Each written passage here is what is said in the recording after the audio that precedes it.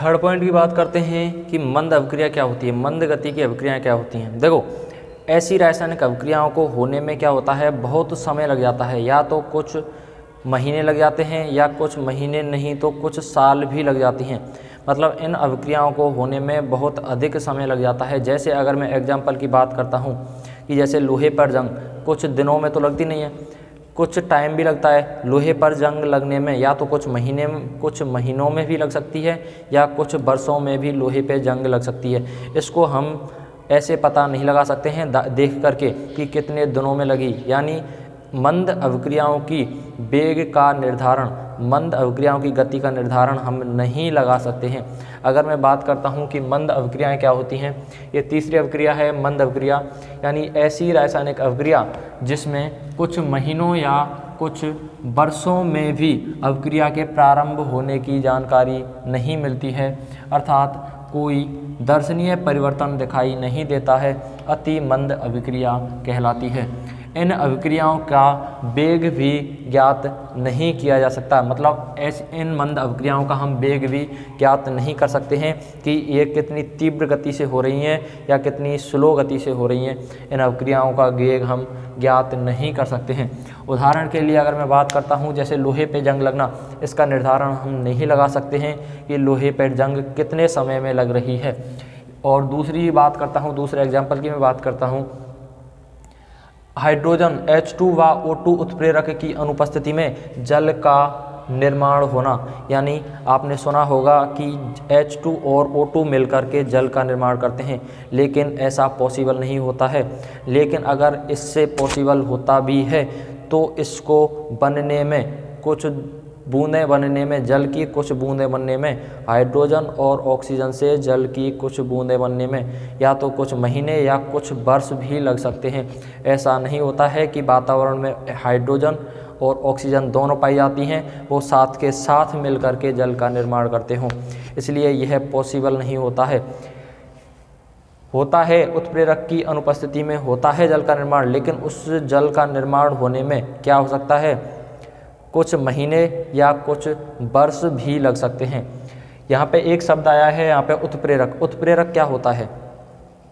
उत्प्रेरक वह होता है जो अभिक्रिया, जिनकी उपस्थिति में अभिक्रिया तो होती है लेकिन स्वयं अभिक्रिया में भाग नहीं लेते हैं।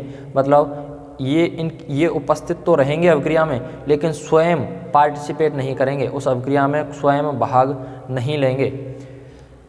इनकी उपस्थिति में अभिक्रिया या तो तीव्र हो जाएगी या मंद हो जाएगी, यानी अभिक्रिया के वेग में क्या हो जाएगा, परिवर्तन हो जाएगा। अभिक्रिया तो इनकी उपस्थिति में भी होगी लेकिन उसको होने में कितना समय लगेगा यह निर्धारित नहीं होगा। लेकिन जैसे ही अभिक्रिया में उत्प्रेरक आया, इनकी उपस्थिति में या तो अभिक्रिया तीव्र हो जाएगी या अभिक्रिया मंद हो जाएगी। ये होता है उत्प्रेरक। नेक्स्ट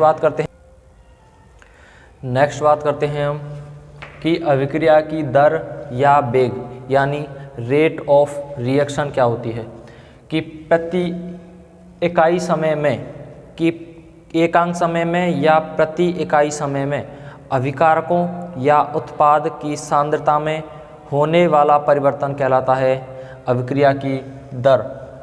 अभिक्रिया की दर होती है वो अभिकारकों या उत्पादों की सांद्रता पर निर्भर करती है। अगर मैं कहना चाहूँ यानी अभिकारक यानी रिएक्टेंट,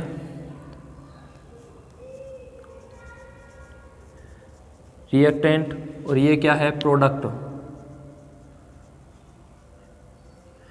किसी भी अभिक्रिया में अभिकारकों की दर तो घटती है और उत्पाद की दर क्या होती है, बढ़ती है। यानी अभिकारकों को मैं दर्शाऊंगा नेगेटिव से और प्रोडक्ट यानी उत्पाद को दर्शाऊंगा मैं पॉजिटिव से। यहाँ पे अगर मैं बात करता हूँ अभिक्रिया की वेग या दर का, यानी आर अभिक्रिया की दर या वेग, इसको दर्शा सकता हूँ plus minus x D X upon D T.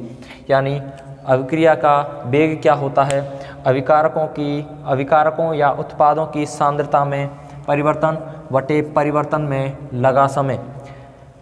ये क्या होता है, D X upon D T equal to, इस D X upon D T को मैं लिख सकता हूँ delta C upon delta T, delta C, जहाँ delta C is equal to सांद्रता में परिवर्तन, सांद्रता में परिवर्तन तथा डेल्टा टी समय अंतराल।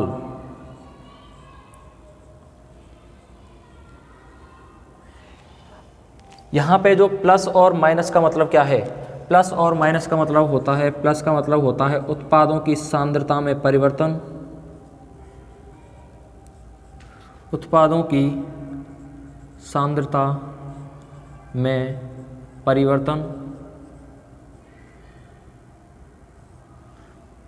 और माइनस का अर्थ होता है अभिकारकों की सांद्रता में परिवर्तन।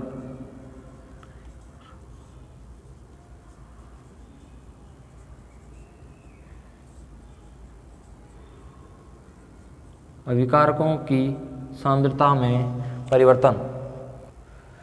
इसका जो मात्रक होगा, अगर मैं मात्रक की बात करता हूँ इसके, कि मात्रक क्या होगा, इसका मात्रक होगा मोल लीटर इनवर्स और सेकंड इनवर्स। क्या होगा इसका मात्रक, मोल लीटर इनवर्स और सेकंड इनवर्स। आगे अगर मैं बात करता हूँ कि जो अभिकारकों की सांद्रता हम नेगेटिव में क्यों लेते हैं और उत्पादों की सांद्रता हम पॉजिटिव में क्यों लेते हैं,